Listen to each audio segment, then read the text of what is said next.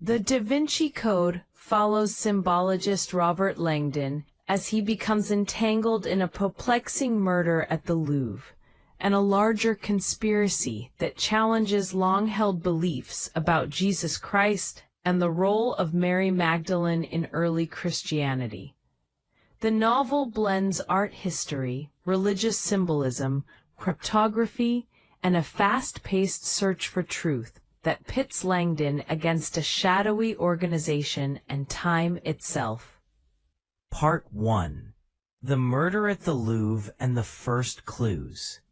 The story opens with Jacques Saunière, the curator of the Louvre, who is found murdered inside the museum, surrounded by a baffling arrangement of symbols and a cryptic message. His granddaughter, Sophie Neveu, a cryptanalyst with the French police, discovers a vital clue left by her grandfather, a riddle that points toward a hidden meaning within Leonardo da Vinci's artwork. Sophie reveals to Langdon that Saunière was not just a curator, but also a guardian of a dangerous secret that could shake the foundations of Christianity. Langdon, an American professor visiting Paris, is summoned to the scene when he identifies the symbols left by Saunière as a mockery of the famous works of Da Vinci. He realizes that Saunière's murder is staged as part of a larger cryptic puzzle. Sir Lee Teabing, a wealthy and scholarly historian, arrives in Paris and becomes an unlikely ally to Sophie and Langdon. Teabing's expertise in religious history and secret societies makes him a compelling but potentially dubious figure, given his obsession with uncovering hidden truths. The trio discovers that the killer left a cipher that only Langdon and Sophie can decipher. It involves a sequence of numbers and a reference to a rose line, a term associated with the Paris meridian and the path that supposedly connects influential spiritual symbols. As they follow the clues, they uncover a code that points to a hidden message within Da Vinci's paintings and other Renaissance works.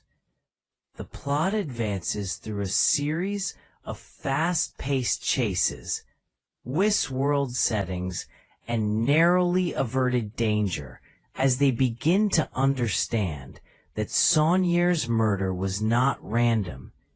As the investigation deepens, Langdon explains how Renaissance artists embedded mathematical, astronomical, and religious symbolism in their works, often subverting the Church's official narratives. They realize that the key to Saunière's murder lies in the partnership between the Church and powerful secretive groups. The immediate concern becomes locating the keystone or holy bloodline that supposedly connects Jesus and Mary Magdalene, a claim that has been the subject of speculation but not widely accepted by mainstream scholarship. Part 2. The mystery deepens in the Pulpit of Clues. Langdon, Sophie, and Teabing travel through London and beyond, following a chain of clues hidden in artworks, manuscripts, and architectural patterns. The Illuminati, a legendary secret society, emerges as a key player in the story. They allegedly safeguarded the secret of the sacred bloodline for centuries. Attention rises as it becomes clear that they may have influenced events to protect or reveal the line, depending on the pressures of history and power. As the trio pieces together the puzzle, the novel delves into a broader historical argument that the early Christian Church, through councils and doctrinal developments, suppressed or reinterpreted the role of women, and the kinship of Jesus and Mary Magdalene. The narrative presents parallel voices that support and challenge these claims, including a cryptic diary, historical texts, and the controversial idea that Mary Magdalene's relationship with Jesus was more intimate than traditionally portrayed. The story intensifies when the protagonists are betrayed or misled by individuals who have their own motives. The pursuit leads them to various locations in Europe, often revolving around symbolic sites that tie into the conspiracy, cathedrals, museums, and hidden rooms that hold the keys to the truth. Each location presents a new puzzle, whether it be a hidden message in a Langdon annotated manuscript or a coded map carved into a sculpture. The pace remains brisk, with short chapters and cliffhangers that propel the reader forward. Part 3. Revelation, Conflict, and Resolution. As the pieces fall into place, Langdon and Sophie confront ethical questions about faith, history, and the nature of belief itself. Teabing's motivations come into sharper relief, revealing that his grandiose quest for the truth is entangled with his own political and intellectual ambitions. The moral tension centers on whether sacred secrets should be guarded or shared, and who has the right to decide the meaning of religious history. The culminating revelations involve deciphering a final puzzle that points to the whereabouts of the keystone and a purported bloodline. The novel culminates in a dramatic confrontation between the protagonists and the antagonists, where personal loyalties and the weight of centuries of myth are tested.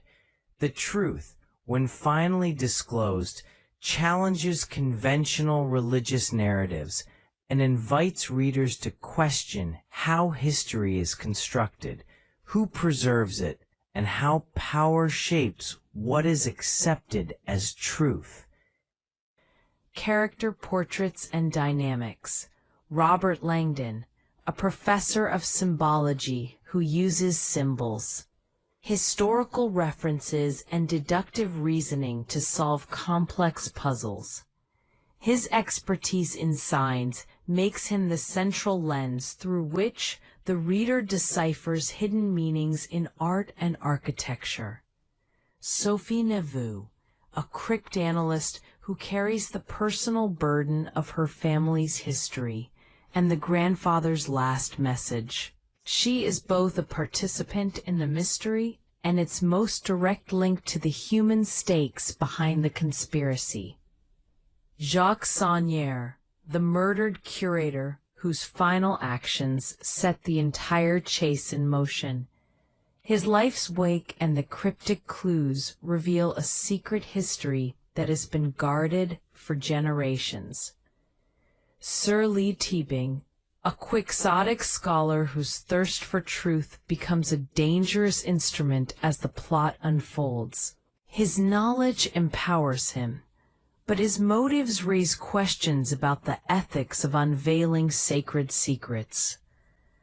The primary antagonist group and other secondary figures.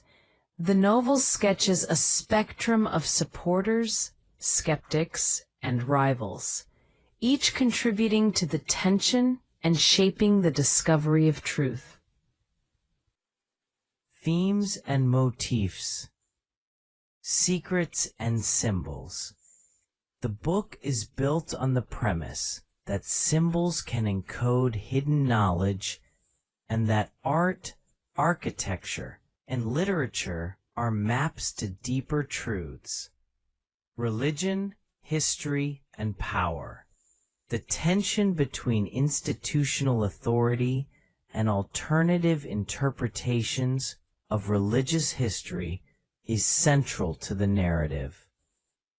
The female figure in religious history. Mary Magdalene's role, whether as a companion, leader, or misunderstood figure, serves as a focal point for debates about gender, faith, and power within Christian tradition. The ethics of revelation. The novel raises questions about whether some truths should be kept hidden to protect people, or whether the public deserves access to controversial knowledge. Structure and pacing. The Da Vinci Code uses short chapters and brisk scene shifts to maintain momentum, placing readers in moving chases and puzzle-solving sequences. The alternating viewpoints between Langdon and Sophie help balance the intellectual puzzle with emotional stakes. The interweaving of art history with modern-day thriller mechanics creates a narrative style that reads like a scavenger hunt. Each clue leads to another clue.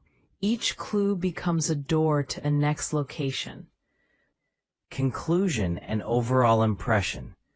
The Da Vinci Code presents a provocative and thrilling blend of detective fiction with historical speculation.